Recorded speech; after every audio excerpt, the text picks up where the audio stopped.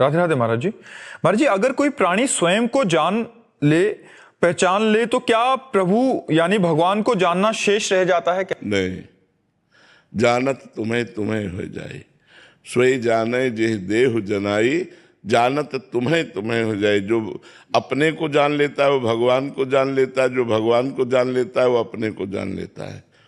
दो नहीं है, वही आत्मा ही परमात्मा है, परमात्मा ही आत्मा है, कोई अंतर नहीं है। अगर हम जैसे पूरे ट्रक के एक बोरे का परखी के द्वारा देख लिया तो पूरे ट्रक का दाम लगा देते हैं, ऐसे ही भगवान का अंश स्वरूप आत्मा है। जो भी उसका अनुभव हुआ वो पूर्ण परमात्मा का अनुभव कर लेता है। आत्मबोध होते ही वो परमात्मा का साक्षात्कार कर लेता है। पर बहुत कठिन है आत्मबोध होना।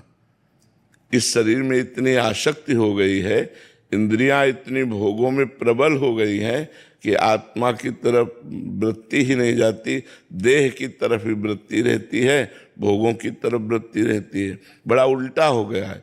विषयों ने इंद्रियों को अधीन कर लिया है, इंद्री ने मन को अधीन कर लिया है और मन ने बुद्धि को अधीन कर लिया है। अब जो निर्णय होता है सब गलत होता है। उल्टा इसका ठीक हो जाए कि बुद्धि मन को अधीन कर ले और मन इंद्रियों को अधीन कर ले और इंद्री विषयों को अधीन कर ले, तो फिर सही निर्णय होने लगे। अब इसके लिए गुरु चरणों का आश्रय लेकर साधना करना होता है।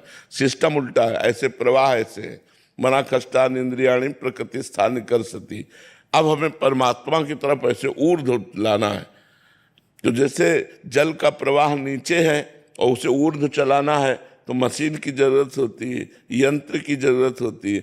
ऐसे ही हमारी इंद्रियों का प्रवाह माया की तरफ है, इसे परमात्मा की तरफ चलाने के लिए मंत्र की जरूरत है।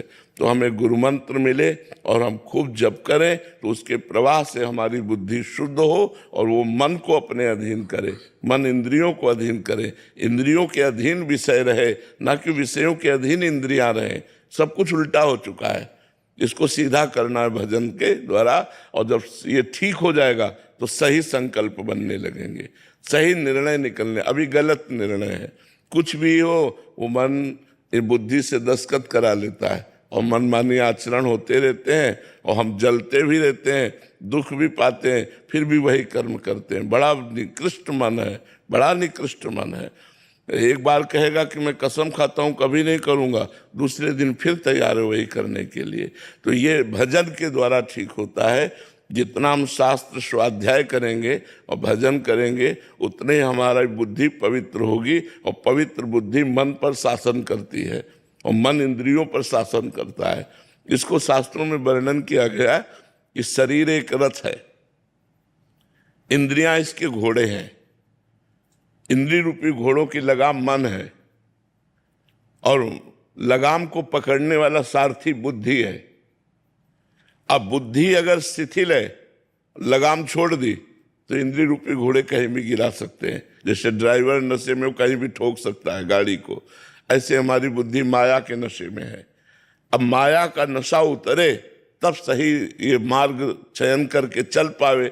अभी तो जो मन आया सो खा लिया, जो मन आया सो पी लिया, जो मन आया देख लिया, जो मन आया सुन लिया, जो मन आया भोग लिया, यही है मनमानी आचरण होना। और उस जब बुद्धि शुद्ध हो जाती है तो ठीक आहार विहार, देखना सुनना बोलना, वो सब निरपराध होता है, वो सब भागवतिक होता है। तब वो भगवान की तरफ, तब वो आत्मज्ञान की तरफ बढ़ता है, तब उसे इन शरीरों से वैराग्य और स्वरूप का बोध प्राप्त होता है। कठिन मार्ग है पर असंभव नहीं है। अगर हम गुरु चरणों का आश्रय लेकर प्रयास करें तो हम गृहस्थी में भी ये अनुभव कर सकते हैं। पर बराबर भजन, मन लगे चाहे ना लगे, सुख मिले चाहे ना मिले, शांति मिले चाहे ना मिले, हमें भजन करना है, ऐसा जो निश्चय कर लेता है वो निकल जाता है।